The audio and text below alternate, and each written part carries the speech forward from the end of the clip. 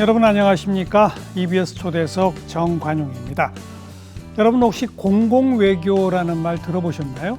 보통 외교라고 하면 이 정부 간의 소통이나 협상 이런 걸 뜻하는데 공공외교는 외국 정부가 아니라 세계 각국 일반 대중들에게 우리나라의 역사, 문화예술, 정책을 널리 알려서 국가 이미지를 높이고 우리 국가의 영향력을 확대시키는 그런 영역을 말한답니다.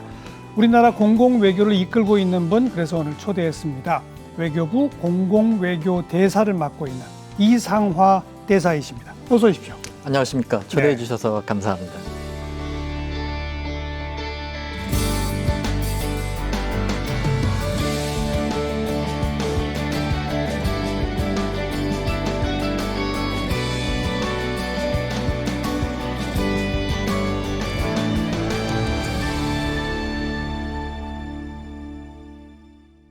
보통 대사님 그러면 외국의 대사관에서 근무하시는데 우리 대사님은 대사관이 별도 따로 없네요.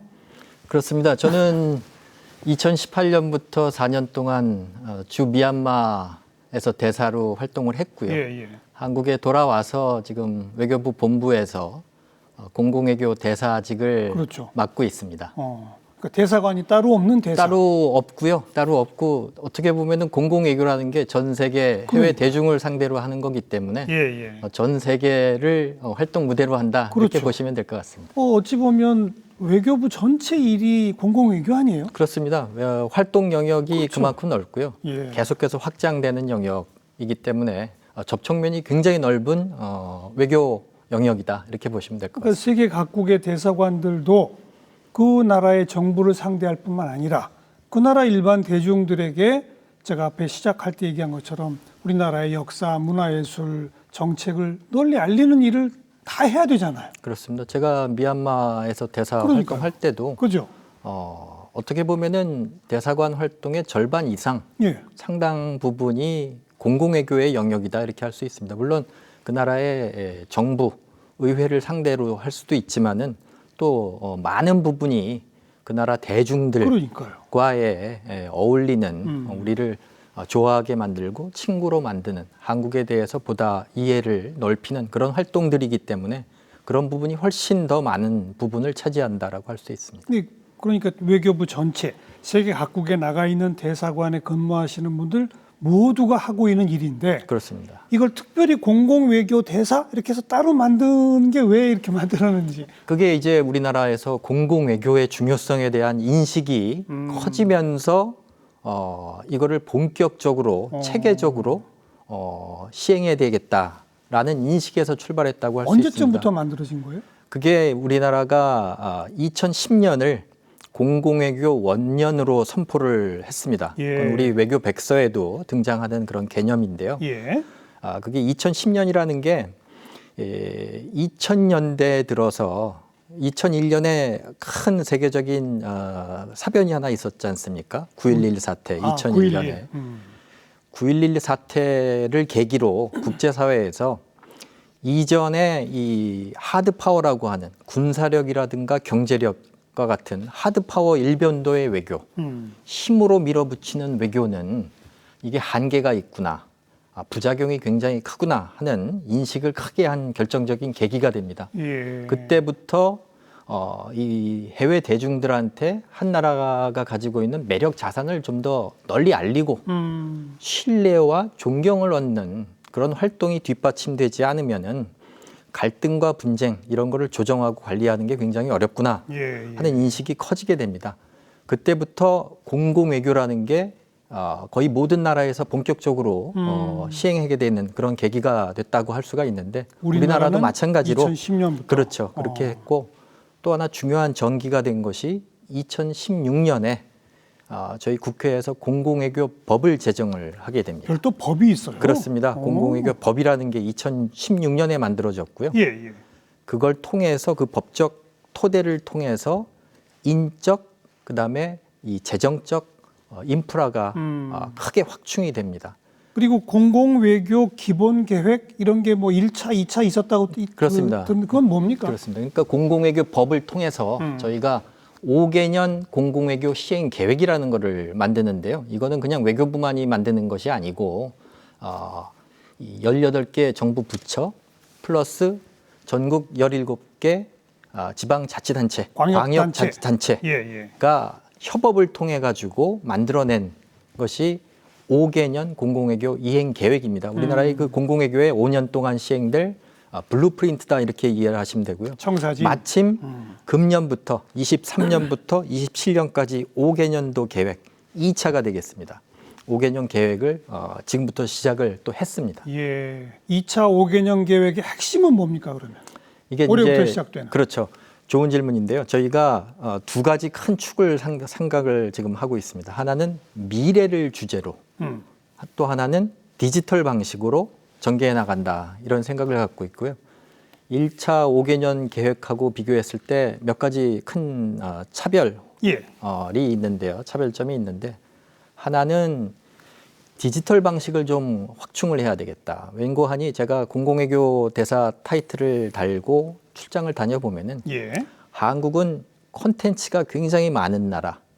이 콘텐츠를 디지털 방식으로 멋진 디지털 콘텐츠를 잘 만드는 나라일 거라는 기대가 굉장히 큽니다. 그렇기 때문에 그런 거에 부합하기 위해서라도 우리가 갖고 있는 이 콘텐츠들을 멋진 디지털 콘텐츠화하는 것이 중요하겠다 하는 걸 지금 하나 큰 방향으로 삼고 있고요. 또 하나는 제가 아까 말씀드렸다시피 공공외교라는 건 그 성격상 정부의 전유물이 아닙니다.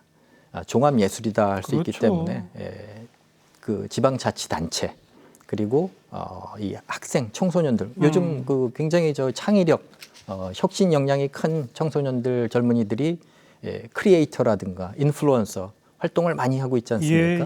그리고 또 하나 중요한 것이 730만에 달하는 우리 재외 동포들 함께 가야 되겠다라고 하는 그런 인식을 강하게 갖고 있고 그리고 과거에는 한국을 제대로 알리기 측면에서 우리가 주안점을 뒀다 그러면은 지금은 한국의 위상이 너무나 커졌기 때문에 우리가 하고 있는 여러 가지 정책들, 유치하고 있는 국제 회의들 이런 거를 정책적인 측면에서의 홍보, 과거에는 문화 쪽에 많이 방점을 뒀다 그러면은 지금은 우리의 제도 정책 이런 측면도 굉장히 강화시키고자 하고 있습니다. 예. 뭐 K-팝, 한류 뭐 그거 없던 시절하고 비교하면 역할이 완전 달라졌죠. 그렇습니다. 예, 그 K-팝, 한류 이 덕을 저희가 굉장히 많이 보고 있죠. 그래서 이거는 뭐라 그럴까 엔트리 포인트 이 한국에 대한 관심 이거를 끌어들이는 입구로서 굉장히 더할 수 없는 힘이 되고 있고요. 일단 그런 한류라든가 K-팝, K-드라마를 통해서 한국에 대한 관심을 이끌어낸 사람들에 대해서 한국을 보다 깊이 있게 알게 하는 거. 그게 지금 우리 공공외교의 정책 공공외교의 핵심 방향이다 이렇게 볼 수 있습니다. 제가 시작하면서 외교부 전체 또 세계 각국에 나가 있는 대사관에서 근무하시는 분들도 다 공공외교 하는 거 아니냐라고 얘기했는데 쭉 설명 말씀을 듣고 있다 보니까 근데 이제 각 해외 각국의 대사관들이 다 따로따로 할 수 없는 거잖아요. 이걸 좀 뭔가 통일적으로 한국을 어떤 방식으로 어떻게 알려보자. 한국의 특히 이번 정책에서는 어떤 정책을 좀 특화시켜서 그 세계 각국의 대중들한테 인식시키자 이런 전략을 짜는 이런 게 필요하겠군요. 그게 그렇죠. 이제 공공외교 대사께서 하시는 일이겠군요. 본부에서 하는 일이 바로 그런 거다라고 보시면 될 것 같습니다. 방향성에 대한 지침은 본부에서 아무래도 나가야 되지 않겠습니까? 그래가지고 그 좋은 포인트를 말씀하셨는데 저희가 흔히 공공외교 이렇게 비유를 할 때 스포츠로 치자면은 올림픽, 한식으로 치자면 글쎄요 그 비빔밥이라고 할까. 비빔밥에 얼마나 좋은 맛있는 맛깔스러운 재료들이 예쁜 재료들이 많이 들어갑니까? 그런 재료들 중에서도 각각의 공간에 현지 특색에 맞는 현지 여건과 특성화에 맞는 그런 공공외교를 시행하는 것이 현지 공간의 롤이다 이렇게 생각을 합니다. 출장도 정말 많이 다니시겠어요, 그러면? 그렇습니다. 예, 예. 세계 전체가 활동 대상이니까. 제가 그런 재미있는 생각을 혼자 한 적이 있는데 아바타가 좀 있었으면 좋겠다는 생각을 종종 합니다. 예, 무슨 말인고 하니 예. 제가 이렇게 출장을 다녀보면은 거의 매달 한 번씩은 출장을 나간다고 해도 과언이 아닌데 해외 나가다 보면은 우리나라 국민들 젊은이들은 한국에 대해서 너무너무 관심이 많은데 한국에서는 이렇게 우리를 잘 찾아주지 않는다. 보다 좀 많이 와줬으면 좋겠다. 세계 학국이 라고 하는 그렇죠. 그런 생각, 그런 이야기들을 제가 많이 듣습니다. 그럴 때마다 이게 정말 수요를 공급이 못 쫓아가는구나. 그런 점에서 제가 좀 더 부지런히 많이 다녀야 되겠다. 이런 생각을 하는데 그렇다고 늘 뭐 해외만 있을 수도 없고 그러게 말입니다. 그렇기 때문에 아바타가 좀 있었으면 좋지 않느냐 하는 생각을 할 정도로 그만큼 높아진 수요에 가슴 벅찰 경우가 참 많습니다. 네. 물론 혼자 하시는 건 아니니까 말씀하신 것처럼 정부 각 부처 지자체까지도 우리 또 지자체들은 해외 지자체하고 또 따로 이렇게 결연도 하고 그런 건 많지 있지 않습니까? 많이 있습니다. 제가 그렇죠? 있던 미얀마만 해도 가장 큰 도시가 이제 양곤이라는 곳인데 예. 부산하고 자매 결연을 그렇죠. 맺고 있고요. 여러 나라들이 그런 시도들을 하고 있습니다. 최근 예를 하나 들어본다 그러면은 제가 작년 10월에 우리나라 창원에서 K-팝 페스티벌 결선 대회가 있었습니다. 세계 85개국에서 이제 젊은이들이 수많은 젊은이들 팀들이 참여하는 그런 K-팝 예. 경연 대회인데 이게 해외 그 참여하는 나라들에서는 젊은이들 속에서는 창원이 마치 K-팝 페스티벌의 메카다 이렇게 인식이 될 정도로 그렇게 높은 인기를 모으고 있습니다. 그렇기 때문에 우리 지자체들이 각각의 특성에 맞는 브랜드를 그렇게 멋있게 지금 잘 만들어가고 있다 이렇게 생각을 합니다. 네. 그리고 아까 뭐 재외동포 언급하셨잖아요. 그렇습니다. 이제 우리 또 좀 있으면 정부 조직도 곧 생기지 않겠습니까? 예, 예. 재외동포들과의 협업은 어떻게 이루어집니까? 그 재외동포청 말씀을 하셨는데 이제 곧 이게 출범을 하기 때문에 저희가 그 취지 중에 하나는 730만에 지금 이르지 않습니까? 예. 세계 어느 곳을 가더라도 우리 재외동포 없는 곳이 없지 않습니까?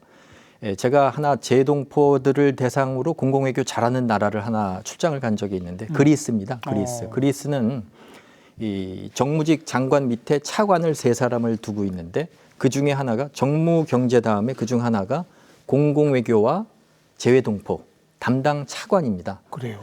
그리스는 본토 인구가 1,000만 명인데 해외에 나가 있는 그리스 재외동포가 500만을 넘는다고 합니다. 그렇기 때문에 많아요? 그리스가 얼마나 문화, 예술, 역사.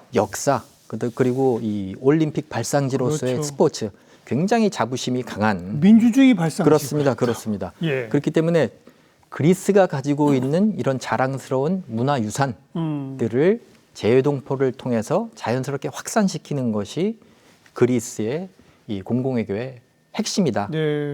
그렇기 때문에 저희도 그에 못지않은 730만에 달하는 그렇죠. 네트워크를 가지고 있고 재외동포청을 또 신설해서 본격적으로 제도적으로 이제 시행을 하려고 하기 때문에 2세, 3세들의 정체성도 함양시켜주고 그리고 굉장히 이 정치력, 경제력이 신장됐지 않습니까? 이들을 어떻게 우리 공공외교와 잘 연결시켜주느냐 이런 것을 굉장히 저희가 지금 방안을 다각적으로 검토하고 있습니다. 이미 그런 활동을 하려고 세계 각국에서 준비되어 있는 분들은 어마어마하게 많을 거예요. 그렇습니다. 어떻게 꿰느냐 문제 아니겠습니까? 이거 구슬을 어떻게 꿰느냐 예. 하는 것이 중요하다 이렇게 생각을 합니다. 그 출장을 다녀보면은 제가 기회 됐는 대로 현지 재외동포 그렇죠. 분들하고의 간담회를 갖고 있는데 그런 측면에서 이 재외동포청의 역할에 대한 기대도 굉장히 크다고 할 수 있습니다.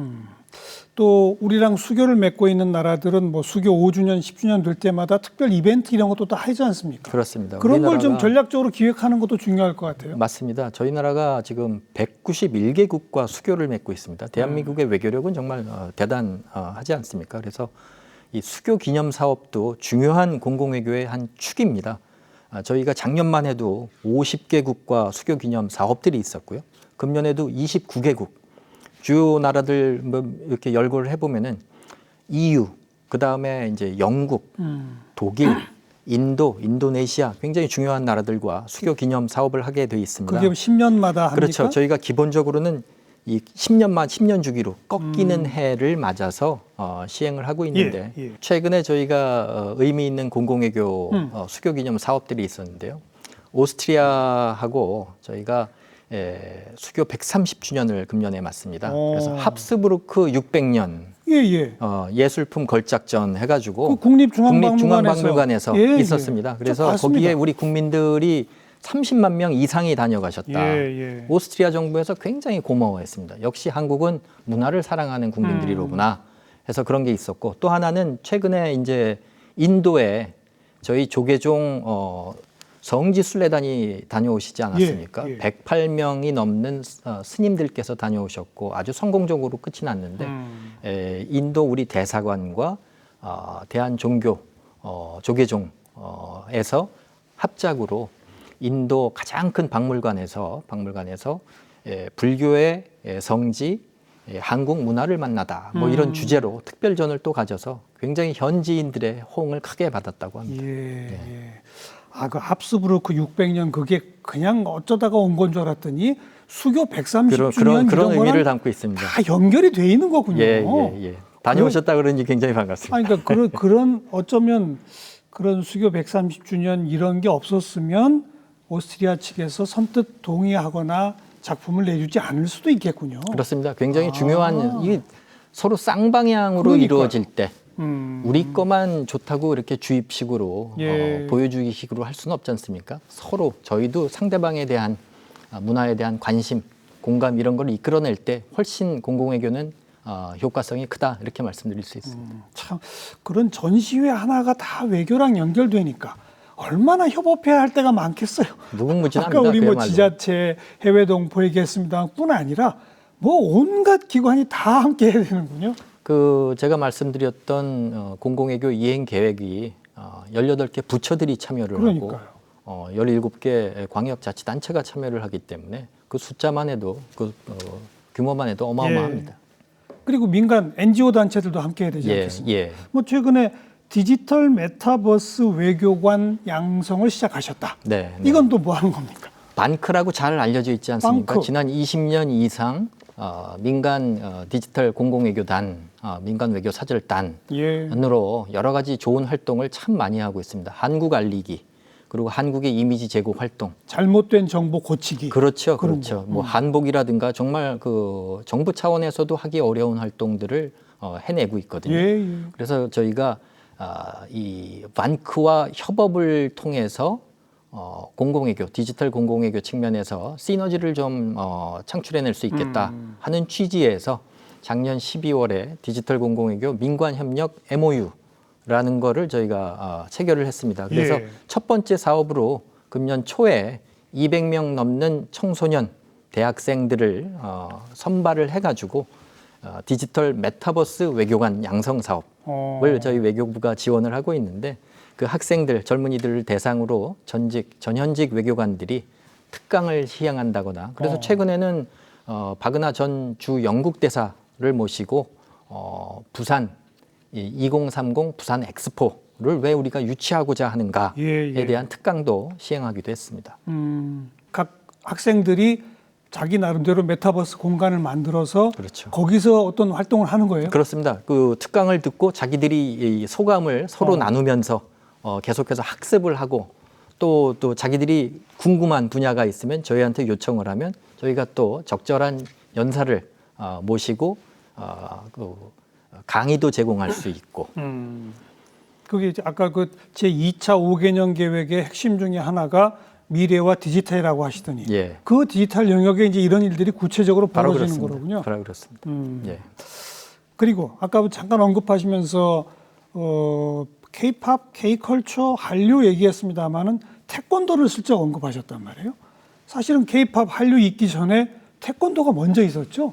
지금 태권도의 위상이 어떻습니까? 세계적으로. 저는 태권도는 어떻게 보면 한류의 원조다 이렇게 생각을 합니다. 제가 미얀마 근무했을 때 놀랬던 것이 미얀마에서 가장 인기 좋은 스포츠는 축구인데 그 다음으로 이 동호회, 그다음 클럽 이런 게 많은 것이 태권도라고 합니다. 그 정도로 태권도의 인기가 세계적인데 작년 7월에 제가 모로코와 요르단에 수교 60주년 공공외교 사업자 출장을 다녀온 적이 있는데 그때 이제 이 K-타이거스라는 공연단입니다. 태권도를 주제로 모티브로 한 공연단이 있는데 그때 제가 깜짝 놀란 것이 그 두 나라 중동과 북아프리카의 이 두 나라를 갔을 때 가장 핵심적인 이제 공공외교 사업이 태권도 공연이었는데 이 공연단이 이 호쾌한 태권도 공연뿐만이 아니라 K-팝에 얹어서 마치 태권도 뮤지컬을 연상시키는 그런 방식으로 이제 전개가 됐고 거기에 또 스토리가 굉장히 멋있게 녹여 들어갑니다. 우리 사회에서 학교에서 벌어지는 직장에서 벌어지는 일들을 통해서 긍정적인 그런 메시지까지 담아서 전개를 하는 것을 보면서 제가 그 행사가 끝나고 가진 인터뷰에서 현지인 기자가 뭐라고 그러냐면 자기가 태권도 행사를 여러 번 취재를 했다. 한국에도 갔다 온 적이 있고. 근데 한국이 가지고 있는 한류의 큰 장점은 이게 그냥 이렇게 머물러 있는 것이 아니라 늘 진화를 한다. 그렇죠. 제가 지금 말씀드린 대로 그런 융복합 K-팝과 통해서 결합하고 그렇죠. 스토리를 집어넣고 스토리까지 집어넣고 완전히 하나의 쇼 그렇죠. 공연이요. 그렇죠. 그야말로 공연이었어요. 그냥 그래서 시범이 아니에요. 5천 명 이상이 들어온 그 대강당에서 현지인들이 혼연일체가 돼가지고 노래도 같이 따라 부르고 할 정도로 하는 걸 보면서 아유 이제는 태권도가 미치지 않는 곳이 없구나 곳곳에 예. 2억 명에 달하는 이 전 세계 태권도 수련인들이 그야말로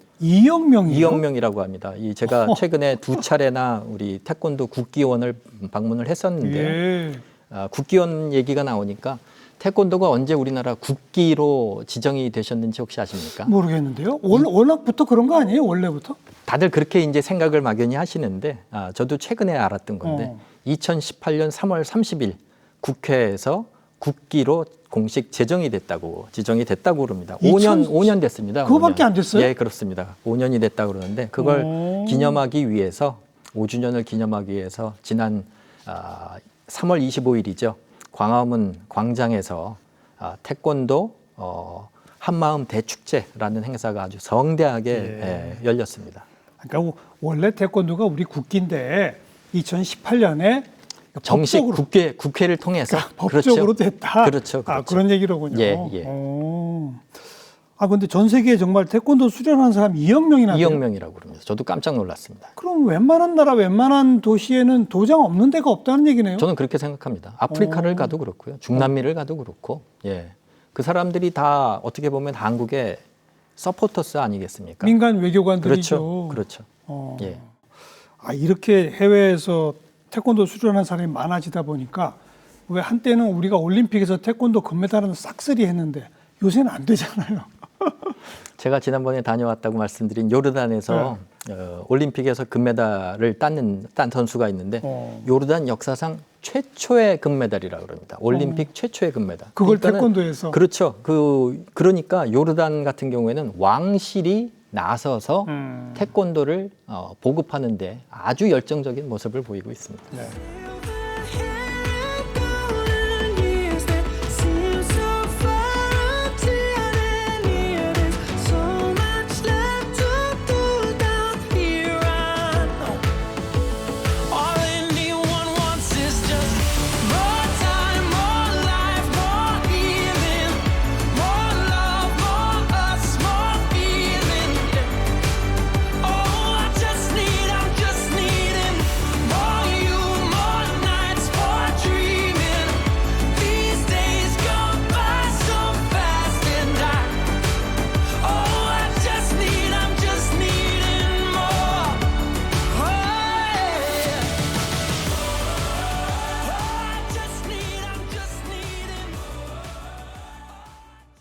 자, 그리고 이제 전 세계를 무대로 하는 공공외교다 보니까 글로벌 캠페인도 진행한다고 들었습니다.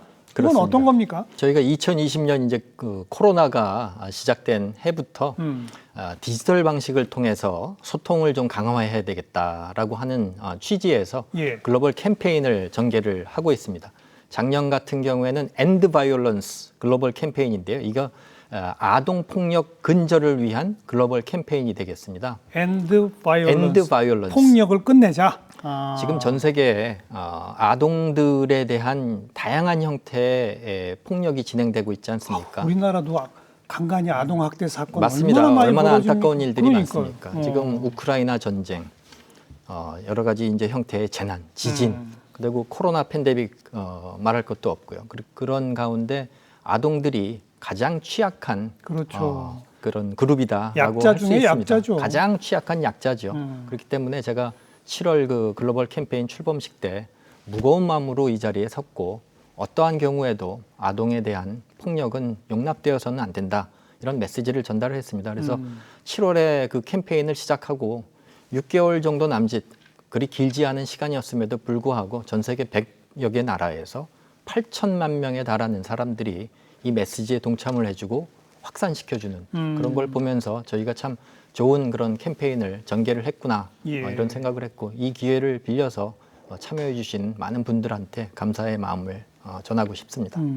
그건 이제 해마다 주제를 바꿔가면서 합니까? 어떤 식으로 합니까? 그렇습니다. 이 디지털 글로벌 캠페인도 마찬가지로 저희가 매년 좀 새로운 방식을 가미를 해서 진화시키려고 노력을 하고 있습니다. 그래서 금년 같은 경우에는 그런 좋은 글로벌 어젠다도 선정을 하고 이거를 메타버스 방식과 혼용해서 한번 가져가 보자 하는 그런 시도를 하고 있습니다. 그래서 Plant Our Planet 기후 위기 대응을 위한 숲 조성 캠페인 저희가 이제 이렇게 부르고 있는데요. 그러니까 우리 지구에 나무를 심자. 그렇죠. 한마디로. 쉽게 말하면 나무를 심자. 이 지구에 나무를 심어주자. 이런 캠페인이 되겠는데요. 참여자가 메타버스 공간에 저희가 만드는 메타버스 공간에 참여자가 들어오면은요. 외교부, 산림청 그리고 유니세프가 협업을 해가지고 필요한 지역, 국내외 지역에 실제 나무를 심어주는 그런 겁니다. 그러니까는 현실 세계와 메타버스 세계가 혼용된 그러한 방식의 창의적인 방식의 글로벌 캠페인이 되겠고요. 4년 차를 맞아서 좀 더 진화된 방식으로 저희가 진행을 하려고 계획을 하고 있고요. 4월 14일 지난 4월 14일에 저희가 아주 성대하게 그 글로벌 캠페인 출범식을 가졌습니다. 주제별로 1년 단위 정도로 그건 이제 우리 정부가 하는 게 있으면 다른 나라들도 다 이런 걸 하지 않겠습니까? 이거를 다른 나라들이 굉장히 부러워합니다. 다른 나라는 아직 못해요? 한국이 왜 지금 공공외교 쪽에서 다른 나라들의 부러움을 사고 공공외교를 잘하는 나라로 인식이 돼 있는 거 하니 한국이 유엔이 가지고 있는 여러 가지 힘을 한국이 지금은 가지고 있다. 제가 유엔에서 반기문 총장을 모시고 7년 이상 근무를 유엔 본부에서 했습니다. 유엔이 가지고 있는 가장 큰 힘은 의제 설정, 어젠다 세팅이라고 그러죠. 의제를 설정을 주도해 나갈 수가 있고 소집의 힘, 컨비닝 파워를 가지고 있습니다. 유엔이 부르면, 유엔이 소집하면 거의 대부분의 나라들이 참여를 하지 않습니까? 그럼요. 지금 그러한 의제 설정과 소집의 힘을 갖춘 나라가 바로 우리나라요? 한국입니다. 그렇기 때문에 그런 글로벌 캠페인을 저희가 시작을 한 것도 지금은 한국이 선도하면, 치고 나가면 그 정도의 이 흡입력 있는 힘을 만들어 나갈 수 있다. 그러니까 저는 다른 선진국들이 다 하고 있는 걸 우리가 이제 따라가는 줄 알았더니 그게 아니군요. 이건 저희가 first mover다 이렇게 글로벌 말해도 캠페인의 경우는 그렇죠. 그 세계 각국 주요국들도 우리처럼 공공외교의 조직을 다 별도로 두고 공공외교 대사들도 다 있을 거 아닙니까? 그런 나라들도 있고요. 그렇지 않은 나라들도 많습니다. 우리나라 같은 경우에는 이거를 190개가 넘는 외교망을 가지고 있기 때문에 그런 거를 좀 더 체계화해서 제외 공간들을 통해서 체계화해 나가려면은 그러한 조직이 본부에 있어야 되겠다라고 하는 그런 인식이 강하고 이런 거에 대해서는 국회에서도 굉장한 서포터를 저희가 받고 있습니다. 그러니까 법까지 별도로 만들고. 그렇죠. 어찌 보면 그러면 우리가 그 조금 아까 언급하신 것처럼 기구나 조직이나 법이나 모든 면에서 명실상부하게 공공외교의 거의 선도 국가라고도 볼 수 있겠군요. 그렇습니다. 제가 작년에 미국을 2차례 출장을 갔었는데요. 미 국무부에도 공공외교를 다루는 직제가 있습니다. 거기서 저희하고 서로 뭐랄까 이 경험 공유, 시너지 이런 걸 창출하기 위한 한미 공공외교 포럼 같은 걸 해보자 해가지고 저희가 금년에 이거를 한번 제대로 한번 해보려고 생각 중인데요. 금년이 한미 동맹 70주년이 되는 특별한 해입니다. 그러네요. 한미 관계에 있어서 굉장히 중요한 이정표적인 그런 시점인데 그 중에 저희가 여러 가지 70주년 기념 사업들을 생각을 하고 기획을 하고 있는데 그 중에 하나가 공공외교 분야도 포함하고 있다. 이렇게 말씀드릴 수 있습니다. 어찌 보면 그 가장 앞서 있는 나라들은 어찌 보면 이미 오래전부터 공공외교를 별도 조직이 없어도 해온 거라고도 볼 수 있어요. 그렇지 않습니까? 그렇습니다. 그렇습니다. 최선진국들 미국, 영국 뭐 이런 나라들 전 세계에서 모르는 데가 어디 있습니까? 어찌 보면 우리나라처럼 좀 변방에 있다가 이제는 거의 선진국까지 간 이런 나라야말로 정말 공공외교에 일할 영역이 많은 거 아닌가 하는 생각을 하게 되네요. 좋은 지적이신데요. 그죠? 공공외교는 어느 특정국의 전유물이 될 수가 없는 것입니다. 거죠. 공공외교 그 성격상 매력 포인트, 매력 자산들이 많고 또 창의력, 상상력이 풍부한 나라 그리고 개인의 자유, 개인 역량이 꼽힐 수 있는 나라 그런 나라들이 잘할 수 있는 겁니다. 우리나라 같은 경우에는 그런 점에서 굉장히 콘텐츠가 많고 공공외교의 영역이 큰 나라다 할 수 있습니다. 아까도 언급하셨듯이 미얀마에서만 무려 5년 대사를 4년 했습니다. 4년. 예. 그렇게 주재국에 가서 대사로 활동하실 때랑 지금 본부에서 전 세계를 대상으로 공공외교 대사를 하실 때랑 어떤 차이점이 있습니까? 뭐 어디가 더 또 좋으세요? 글쎄요, 이제 느끼는 바는 조금씩 이제 온도 차이는 있을 수 있다고 생각을 합니다. 현장에 작은아마 사령관을 할 때 갖는 그런 어떤 사명감과 책임감 이런 거는 정말 크다 이렇게 생각을 합니다. 때때로 좀 버거운 그런 때도 있지만은 국가대표다. 국가를 대표해서 그렇죠. 제가 그 얼굴을 맡고 있다. 예. 이런 생각을 할 때는 정말 그 뭐라 그럴까 자부심, 소명감 이런 게 참 크고요. 지금 제가 이제 본부에 돌아와서 공공외교를 이끄는 그런 위치에서 이렇게 전 세계 우리 공관들이 하는 일을 볼 때 정말 공관장들께서 그동안 갈고 닦아온 경륜과 경험, 공부 이런 거를 다 녹여 넣어서 정말 다양한 아이디어들을 쏟아내는구나. 정말 많이 좀 적극적으로 지원을 해야 되겠다라고 하는 그런 기쁜 마음도 갖고 있습니다. 얼마 전 제가 영상 하나 본 게 인도 대사관에서 근무하는 직원들이 그 인도 영화에 자주 등장하는 춤 있잖아요. 나뚜나뚜 댄스라는 것이 있는데요. 그러니까요. 예. 그거 정말 열심히 추더라고요. Do you know Natu?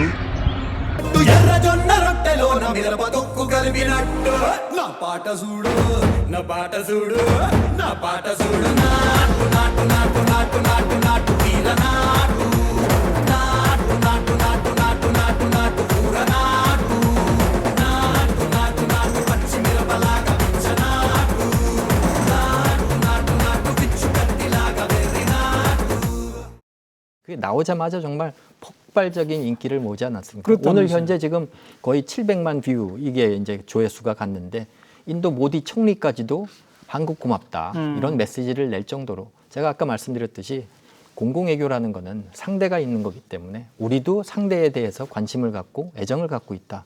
우리도 배울 게 있다. 이런 쌍방향, 상호 교감, 공감을 통해서 이루어질 때 그러니까요. 훨씬 큰 효과를 발휘할 수 있다 이렇게 생각을 합니다. 아니 같은 대사관 직원들이지만 자기들이 추는 춤을 똑같이 흉내내서 춰주는 그 모습만 보여줘도 친근해지는 거 아닙니까? 그렇습니다. 그렇습니다. 이왕이면 그게 낫죠.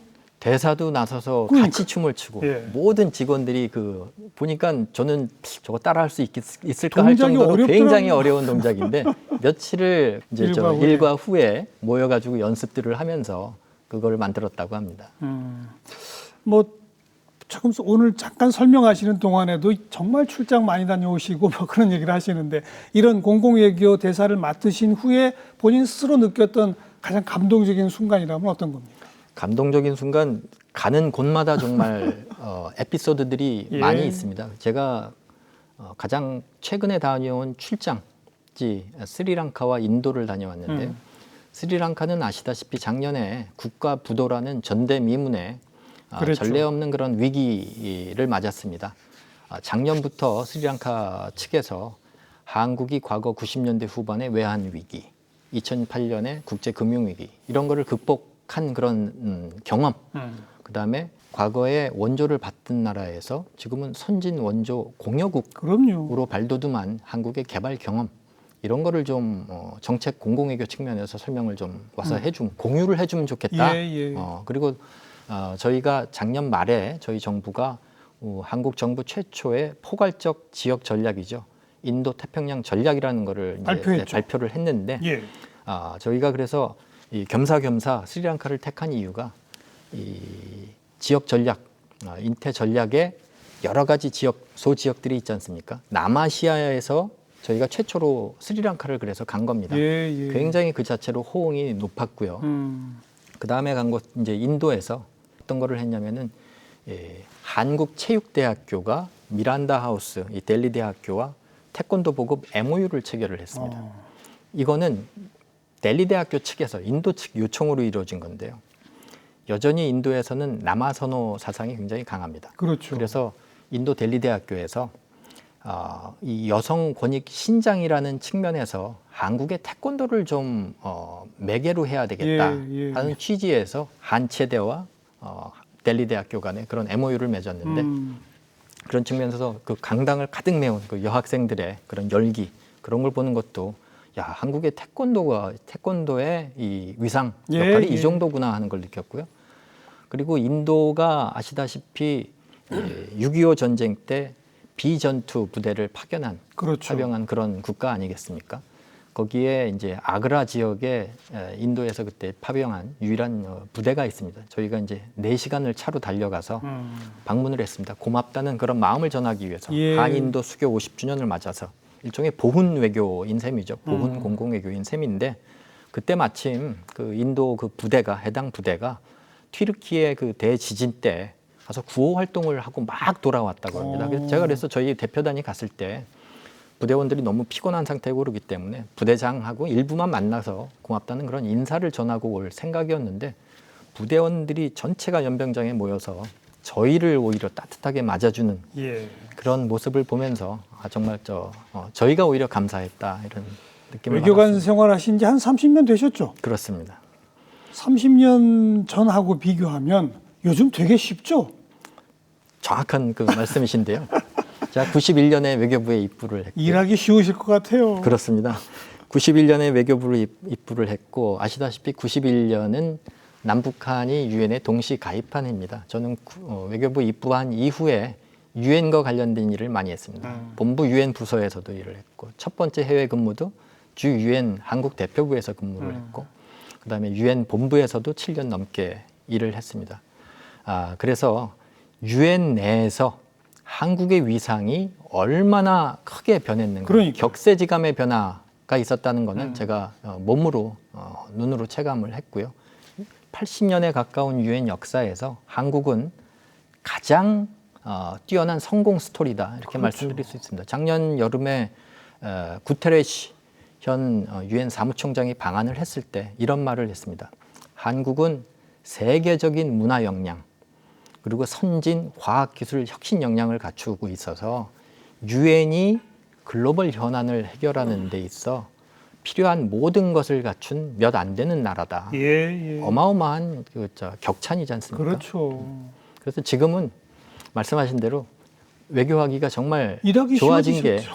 게 예전엔 저희가 찾아다녀야 했습니다. 그러니까요. 그러나 지금은 한국이 빠지면 영어 표현에 conspicuous absence, 한국이 빠지면 이상할 정도의 그런 위상에 올라와 있기 때문에 우리를 찾아주는 그런 시대가 됐다. 네. 그리고 옛날에는 가면 일일이 설명해야 했는데 이제는 설명 안 해도 되고. 맞습니다. 그런 게 얼마나 편합니까? 외교관들이 이렇게 만났을 때 일 얘기만 하는 게 아니지 않습니까? 그러니까요. 소위 스몰 톡이라고 해가지고 문화다, 예술이다, 뭐 스포츠다, 다양한 주제를 가지고 서로 이렇게 더 가까워지는 그런 시간을 갖는데 지금은 한국에 대한 그런 이야기부터 시작을 합니다. 그렇죠. 한류, K-팝, K-드라마.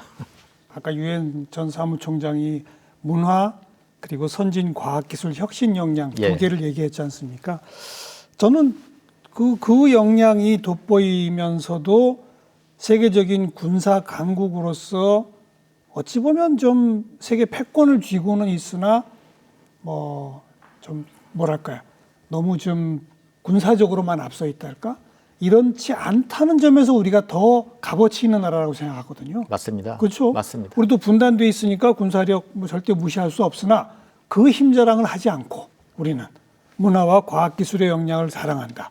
이러니까 글로벌 캠페인으로 뭔가 아젠다들을 던질 수 있는 그런 힘도 나오는 거 아닌가 싶은 생각이 들어요. 맞습니다. 저희가 중요한 거는 예. 공공외교가 왜 중요한 거 하니 모범의 힘을 보여줄 수 있는 그렇죠. 가장 효과적인 수단이다.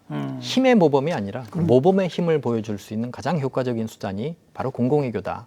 저희가 문화가 없이는 그리고 존경받을 수 있는 그런 정책, 그렇죠. 기여 이런 게 없이는 정말 신뢰, 존경을 받기가 어렵습니다. 그런 게 없는 상태에서의 힘과 강압에 의한 현상 변경 이런 거는 자발적인 동의나 참여, 공감이 없이는 안 되죠. 성립이 안 되죠. 그러니까 모범의 힘을 우리가 좀 더 키워가지고요. 러시아한테 이제 전쟁 좀 하지 마라. 에? 또 미국, 중국을 향해서는 이제 그만 좀 싸워라. 이런 얘기까지 좀 할 수 있어야 되지 않겠습니까? 그렇습니다. 저희가 지금 지난 3월 말에 민주주의 정상회의를 그렇죠. 개최를 했지 않습니까? 이거 대단한 성취입니다. 예. 미국의 주도로 미국, 한국, 네덜란드, 코스타리카, 잠비아 그야말로 대륙 대표 나라들이 공동 주최를 한 그런 회의였습니다. 여기에 한국이 주도했다는 이 자체가 한국의 달라진 위상을 대변한다 이렇게 생각을 합니다. 자, 한마디로 공공외교란 무엇입니까? 공공외교란 관심이다. curiosity, 관심, 호기심 이라고 말씀을 드리고 싶습니다. 저 개인적으로 경험을 하나 공유를 하고 싶은데요. 과거에 유엔 본부에 근무할 때 반기문 유엔 사무총장 그리고 빌 클린턴 전 미 대통령과 함께 모시고 출장을 간 적이 있습니다. IT에 출장을 간 적이 있는데 거기서 가진 한 간담회에서 빌 클린턴 전 대통령이 그 학생이 하는 질문이 이런 거였습니다. 당신이 미국 대통령으로서 굉장히 높은 인기를 모으고 국제적인 여러 어려운 현안들 해결에도 큰 족적을 남겼는데 그러한 큰 성공을 이루는 데 있어서 가장 중요한 덕목이 뭐였습니까? 하는 질문에 curiosity acted upon, 즉 행동하는 호기심, 관심이다 이렇게 얘기를 하더라고요. 저는 그때 를 이렇게 연상시키면서 공공외교에서 가장 중요한 요체가 관심이 아닐까 이런 거 생각을 합니다. 우리가 매력 자산이 정말 많은 나라이기 때문에 우리가 가지고 있는 좋은 콘텐츠들을 끊임없이 발굴을 해내고 그렇죠. 또 상대에 대해서 잘 어필을 하려면 상대에 대한 관심도 못지않게 중요합니다. 그렇기 때문에 관심이 참 중요하다고 생각을 하고 관심이라는 거는 확장되고 연결이 된다 저는 그렇게 생각을 합니다. 무한히 확장돼 나간다. 그렇습니다. 네, 계속 앞으로 잘 좀 이끌어 주시길 부탁을 드리겠습니다. 감사합니다. 오늘 좋은 말씀 잘 들었습니다. 고맙습니다. 감사합니다.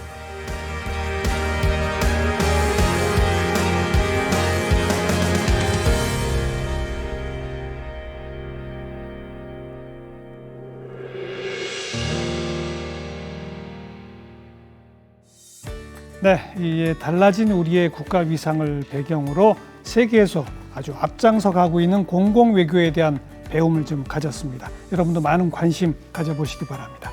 다음 시간 또 뵙겠습니다. 안녕히 계십시오.